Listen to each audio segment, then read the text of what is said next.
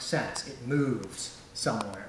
最初のそのバンドのヘッドまでを聞いていただきましたけれども、そのドラマーの方はお分かりになると思いますけど、シャドウ・ウィルソンが、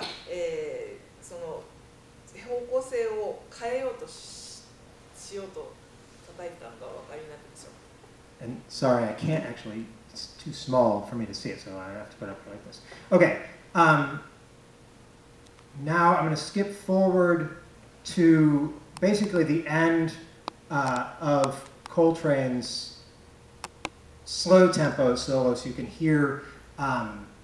as their band is getting ready to go into this double time section. で、ちょっと飛ばしてそのジョン・コールトレインのソロが最初のソロが終わってダブルタイムになる。Moments of coming out of double time because it's like how do you do that, right? We're going na na na na na whack and then back to this. Okay.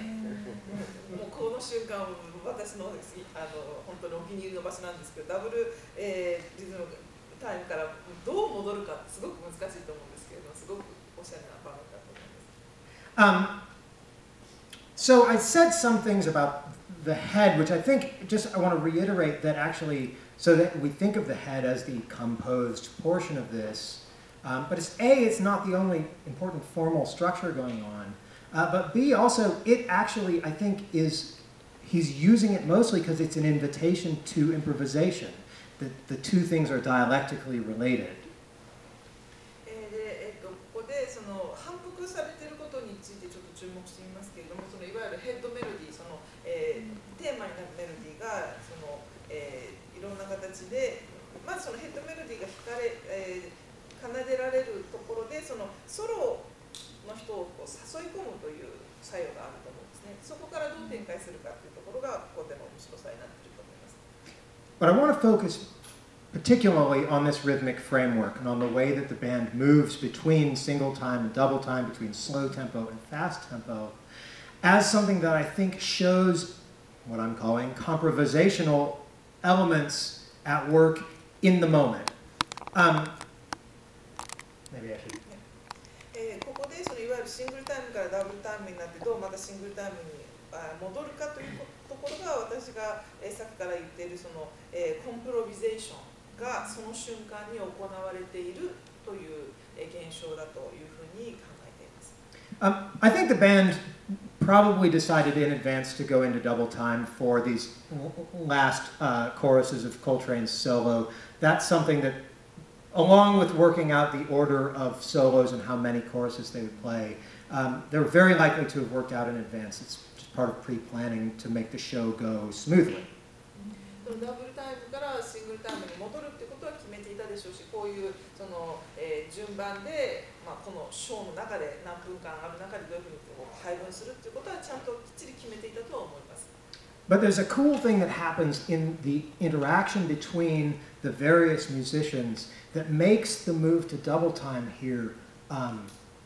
really, really cool if you listen to the whole piece overall, and not actually just a normal, everyday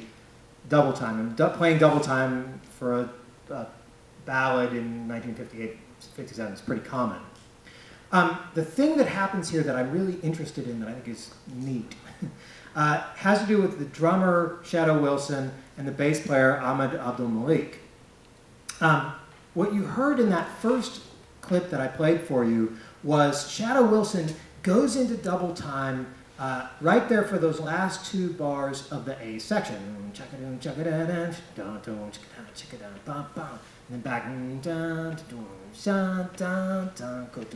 back. Okay. Okay, hold on.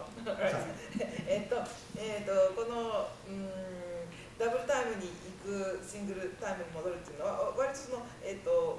バラードをダブルタイムで弾くとかっていうことはよくされるんですけれども、でもここでやはりその注目したいのはそのシャドウ・ウィルソンがどういうふうにそこでその自分の音でもってこう移行していったかっていうことですね。で、その彼が今その口で言っていた感じで行われていた。And he does it not just there, but over and over and over again. In fact, pretty much every time you get to that section in the head in this performance, he does it. But Monk, playing piano, and Ahmed Abdul-Malik playing bass don't. And the thing that happens is over time you get this feeling that Wilson is pushing to go into double time. There's this buildup of energy for the faster tempo and for the doubled speed of the double time, and that the other people are holding him back. They're keeping it from happening. And Coltrane is somewhere in the middle, because the way Coltrane plays, he always is kind of in and out of double time. So it's always possible to jump. で、ここで面白いのは、ダブルタイムに行くときに、もちろん文句はピアノを弾いていて、アメド・アブダルマリックさんがベースを弾いてるんですけれども、そのウィルソンがシャドウ・ウィルソンがそのダブルタイムに行くときにちょっとこう興奮しエキサイトして、エネルギーもちょっと上がってきてわーっとこう早くしようってこう音楽をこう推進しようとするんですね。そうするとそこで文句と、アーメンドさんがちょっと待てっていうような音の出し方をするんです。でその間にコルトレーンさんがいるっていう状況がそこでこう社会的にこう力道が働いているというか状況になります。So it means that when you finally get to that double time, and I think you heard it even this time, when it happens, it's big. It's this explosive kind of, we're in.